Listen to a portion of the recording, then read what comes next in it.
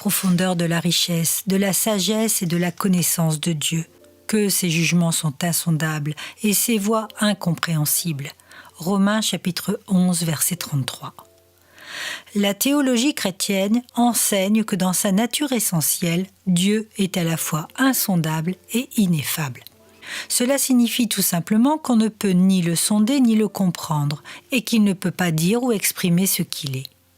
Cette incapacité ne réside pas en Dieu, mais dans les limites de notre condition de créature.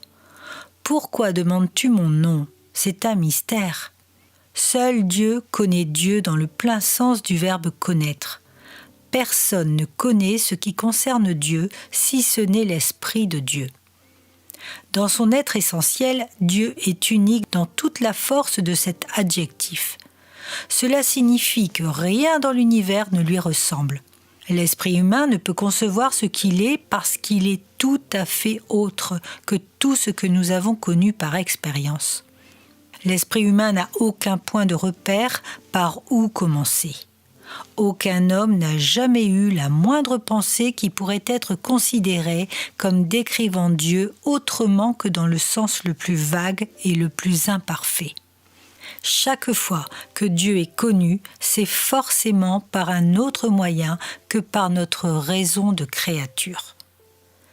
Dans son célèbre traité sur la Trinité, écrit au IIIe siècle, Novatien écrit « Toute déclaration susceptible d'être faite à propos de Dieu exprime une certaine possession ou vertu de Dieu plutôt que Dieu lui-même. L'idée de ce que Dieu est ne peut s'appréhender que d'une seule façon, en pensant à lui comme à un être dont les attributs et la grandeur sont au-delà de notre capacité de comprendre ou même de penser.